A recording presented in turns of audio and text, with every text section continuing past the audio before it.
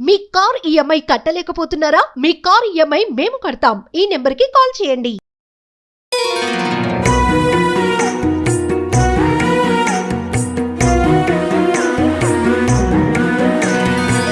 జై శ్రీకృష్ణ. ఆండాల్ తిరువడిగళే శరణం. చూస్తూనే 9వ రోజుకి వచ్చేసాం. 9వ పాశం ఈరోజు చాలా చాలా చక్కటి గోపిక, నవవిధ భక్తులు కలిగిన గోపిక, పరమాత్మతో మనకుండే నవవిధ సంబంధాలు తెలిసిన గోపిక. పాసురం కూడా నవమ పాసురం అంటే 9వ పాసురం చూద్దాం. தூமணி மாடத்து சுத்தும் விளக்கெரியா தூபம் கமஜா தூயிலனை மேல் கண் வளரும் మామాన్ మగళే, ఓ మామ కూతురా అంటున్నారు. మణికదవం தாழ்த்திரவாய் மாமீரவளை எழுப்பீரோ உன்மகள்தான் ஊமையோ அன்றிச்செவிடோ அனந்தலோ ஏமப்பெருந்துயில் மந்திரப்பட்டாளோ மாமாயன் மாதவன் வைகுந்தன் என்றென்று நாமம் பலவும் నవిండ్రు ఏలోరెంబావాయ్.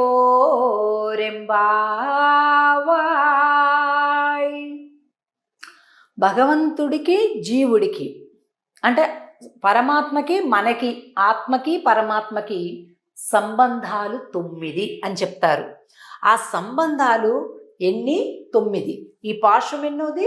9వది. 9వ పాశంలో నిద్ర మేలుకొలపబడేటటువంటి గోపిక పరమాత్మతో 9 విధాలైనటువంటి సంబంధాలు కలిగి ఉన్నటువంటి గోపిక. ఏంటట అవి? పితా పుత్ర సంబంధం, ఆయన తండ్రి, మనం బిడ్డలం. రక్ష్య రక్షక సంబంధం అంటే అందరినీ రక్షించేవాడు భగవానుడు, రక్షించబడేటటువంటి వాళ్ళ మనం, ఆయన రక్షిస్తాడు, మనం ఆయన రక్షణ తీసుకుంటాం. శేషి భావం అంటే ఆయన శేషి, మనం శేషభూతులం, చెందిన వాళ్ళం మనం. భార్య భర్తృభావం, ఆయన భర్త, మనందరం స్త్రీలు పురుషులు, చెట్టు పుట్ట, కిరిమి కీటకాలు పశువులు అన్నీ కూడా భార్య వంటివంటే ఆయన భరించువాడు, అంటే మనల్ని పోషించువాడు, మనము ఆయన చేత పోషింపబడు వారము అన్నమాట.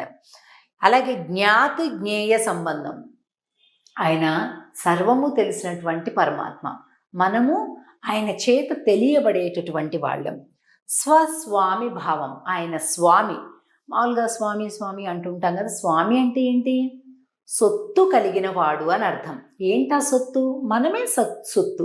ఈ జీవులందరూ కూడా ఆయన సొత్తు, అది ఆయన అనమాట. ఆధార ఆధేయ భావం అంటే ఈ జగత్తు మొత్తానికి ఆయన ఆధారభూతుడు, ఆధేయము. అలాగే ఆయన ఆధారము, మనము ఆధేయము, ఆయన మీద డిపెండ్ అయి ఉంటాం. అలాగే శరీర ఆత్మ భావం, పరమాత్మ ఆత్మ, మనం పైన శరీరం.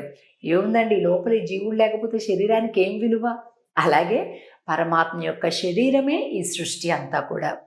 భోక్తృ భోగ్య భావం అంటే ఆయన అనుభవించేవాడు, మనం అనుభవింపబడేవాళ్ళం అన్నమాట.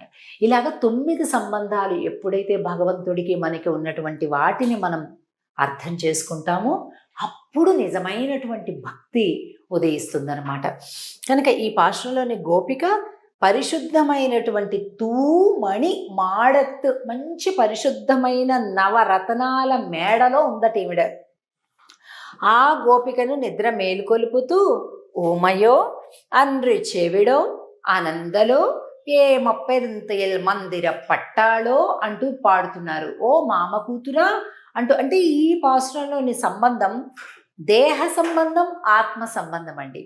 మామూలుగా ఆత్మ సంబంధం ఒక్కటే ఉంటుంది భగవద్భక్తులకి మనకి, అంటే సోల్ ఫ్రెండ్స్ అంటుంటాం. కానీ దేహ సంబంధం అంటే మన చుట్టాలు పక్కాలు. ఎప్పుడైతే ఆత్మ సంబంధం దేహ సంబంధం రెండూ కలిసి ఉంటాయో చాలా బాగుంటుందట. ఎప్పుడు అవే మాట్లాడుకోవచ్చు, చక్కగా మనం ఆనందించవచ్చు.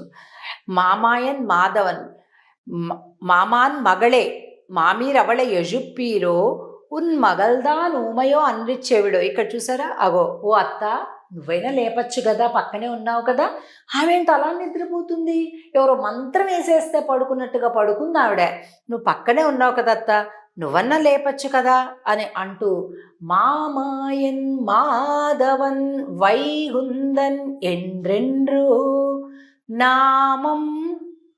ఇందులో మామాయన్ అంటే ఏంటి? ఆశ్చర్యకరమైనటువంటి గుణములు కలిగిన వాడు అని అర్థం. మాధవన్ మాధవుడు అంటే మనల్ని అందరినీ కాపాడేటటువంటి వాడు, లక్ష్మీ అమ్మకు భర్త అయినటువంటి వాడు, వైగుందన్ వైకుంఠవాసుడు అయినటువంటి స్వామిని ఎండ్ర ఎండ్ర నామం అనేక విధాలుగా నామం పాడదామమ్మా. అసలు తిరుప్పావేలో కనుక మనం చూసినట్లయితే బాగా ఎక్కువ దేనికి ప్రాధాన్యత చెప్తుంది ఆండాళ్ళంటే, ఒకటి వినండి, రెండు పాడండి. ఏం వినాలి? పెద్దల మాటలు వినాలి, పాడాలి. ఏం పాడాలి? స్వామి గానం పాడాలి. తర్వాత స్నానం చేయండి. స్నానం ఏం చేయాలి?